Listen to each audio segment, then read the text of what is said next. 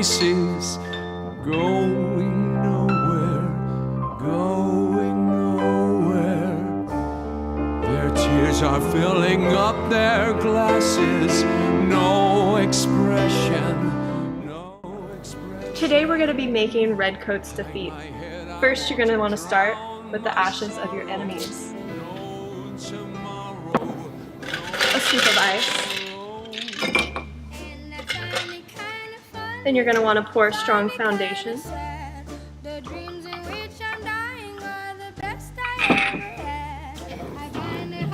And a shot of Britain's blood. And there you have it, red coats to feet. Please enjoy our performance of Dear Theodosia by Jay and our biblical conversation between Bill and Taryn.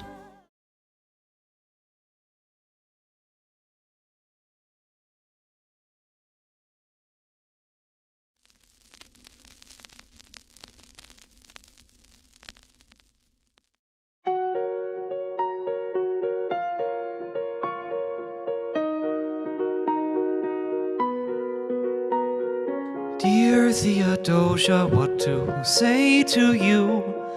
You have my eyes, you have your mother's name. When you came into the world, you cried and broke my heart. I'm dedicating every day to you. Domestic life was never quite my style. When you smile, you knock me out and I fall apart, and I thought I was so smart. You will come of age with our young nation. We'll bleed and fight for you. We'll make it right for you. If we lay a strong enough foundation, we'll pass it on to you.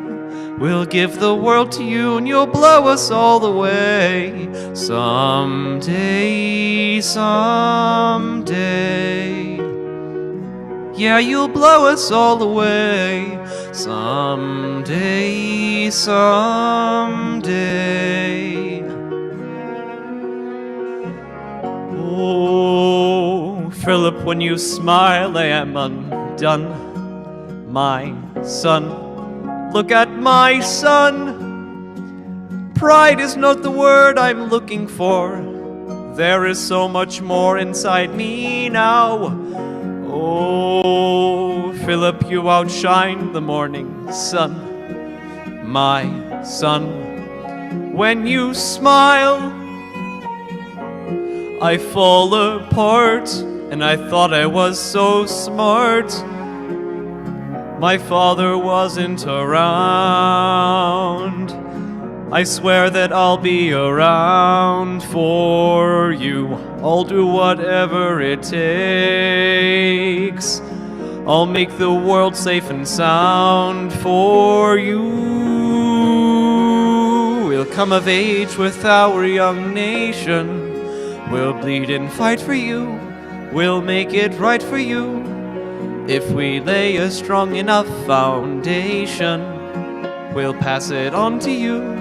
We'll give the world to you and you'll blow us all the way. Someday, someday. Yeah, you'll blow us all the way. Someday, someday.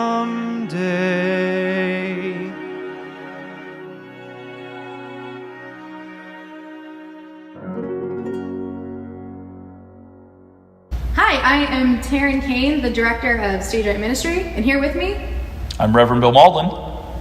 we are going to talk to you today about love. What a great subject to talk about, especially you just heard Jay sing an awesome rendition of Dear Theodosia, so we thought what better topic to talk about than love. Now, before we get started though, I do want to say, this I mentioned last week, I highly recommend going to get this.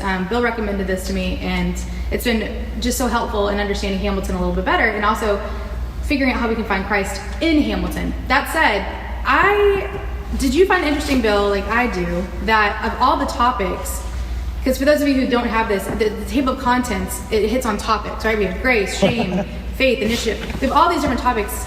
never once does it say love, and the whole thing is about love. Yeah. Well, especially with that song. So the thing I love in that song is you have these two men who I think both are trying to feel loved by the world. That's, I think, part of being a politician, right? It's, I need that outside validation and love me. And so I think they both have this, need for love. I think because they're both orphans, that sort of thing. But you see this just genuine outpouring of love for their children. And so they are offering the love that at some level is the love that they've always sought. That's how they're finally able to be in that kind of a loving relationship, is they've never received that love, but they now can be the ones who are offering that love. And so I love the Theodosia song, just that you light up my life, your pride doesn't describe what I feel, just absolutely all that. Well, and I'm glad that you brought up the scary word of the day or the year. It feels like it's politics, right? So we just came off of what was a crazy election, and we're still dealing with that, right? But at the end of the day, it doesn't matter what side we fall on. We're not showing enough of love. Right. And I think arguably throughout Hamilton's life, had he just sat back and wondered about God's love, about how to love himself more, right, kind of how we talked about last week with shame and whatnot, if he just learned to love a little bit stronger, a little bit better, a little bit harder, so much of his problems could have just dissipated. Or not even happened. Or allowed himself, I especially like you make that point, allowed himself to accept love, to believe that he was worthy of love, which is that whole shame and grace thing, to know that he was lovable. I don't think, at some part of him, I think he struggled with feeling lovable in himself. And so, love surrounded him, and yet I think it was hard for him to grasp a hold of it and accept it. Right. One thing, I didn't know Hamilton all that well even coming into the series. So having to watch it and then listening to the kids perform it, and every performance, the way someone sings it makes you feel different and makes you receive a song differently. Yeah. And what I love so much about the lyrics that it wasn't until Jay was actually singing them that I was really listening intently. That this is one time that we really see a vulnerability breakdown, and we're not vulnerable enough as a society because we're so afraid someone's going to crush us or whatnot. And I feel like if we were able to be a little bit more vulnerable with each other, that love would be shining through in most of us. Yeah, so this happens in it's kind of a spiritual truth that applies to a lot of things, that the safety to be vulnerable, it's a gift that we give ourselves by giving it to others. That when we allow others to feel safe enough to be vulnerable, that now sets the environment that allows us to be safe and then be vulnerable. And so it becomes an interesting thing that I think, because we would like to have vulnerability, but we want to give it to ourselves, and that it doesn't work that way. We can't set the environment up to just be, safe for us to be, vulnerable. We have to be doing that for others. Yeah. And I think that's one of the things that, and that kind of goes back to love, right? Yeah. Love is going to be more about what you're giving and doing than what about you're creating only for yourself to experience. That, so I think that's one of those things, is that it's that self-focus that gets in the way of love and vulnerability, that if we're really wanting to get them and appreciate them and experience them, we have to become focused on expressing that more than we are receiving it. And it's in our giving it that we get it. You explained, I said this to you the other day, but I've told other people this. You literally retain every bit of knowledge ever thrown at you, which is an incredible thing. Off the top of your head, you already knew what words that the Bible says and has for love, because it's not just the word love. They have other words. So explain what you were explaining to me. So in the Bible, you have different languages and from different cultures. And so there are these different types of love. So we have Greek and we have Hebrew in the scriptures. And so one of the words for love, and I think the song is a really good example of it, is agape love. So that's a Greek word for love. And agape love is that kind of that love of grace that you talked about last week. That love that from God that we don't earn, that we can't lose, that unconditional love, that is that grace, that in Greek, that is agape. And so that's a word for love. And so again, I think in the song you hear these fathers their children are the apples of their eyes, the light of their lives. There's nothing they could do to make them not love them anymore. Right. And it's that kind of, I love you unconditionally. I take joy in you. That is agape love. And so we see that throughout scriptures, but there's other words that are really important words for love throughout the Hebrew scriptures, especially. There's one that I really love called hesed. Now, hesed is kind of the underlying theme of the book of Ruth, if you've ever read Ruth. And hesed is, if it's translated into English well, the word I like is loving kindness. Hesed is a decision to love. It's not an emotional love. It's a decision on how I'm going to treat you. And so we were just talking about with politics right now. This is where I think hesed is so important. Maybe I don't like this other group. Maybe I don't like what they believe in, stand for, whatever. That's an emotion. I feel what I feel. But hesed is not based on how I feel. I can feel whatever I feel and still make a choice. You and I can disagree, and I can dislike everything you believe and stand for, but yet I can choose to show you hesed. I can say I will choose to care for Taryn, look after her, do well for her, care about her well-being. I will make these choices. Regardless of what I feel, I will make a choice on how I relate to you, and that is hesed.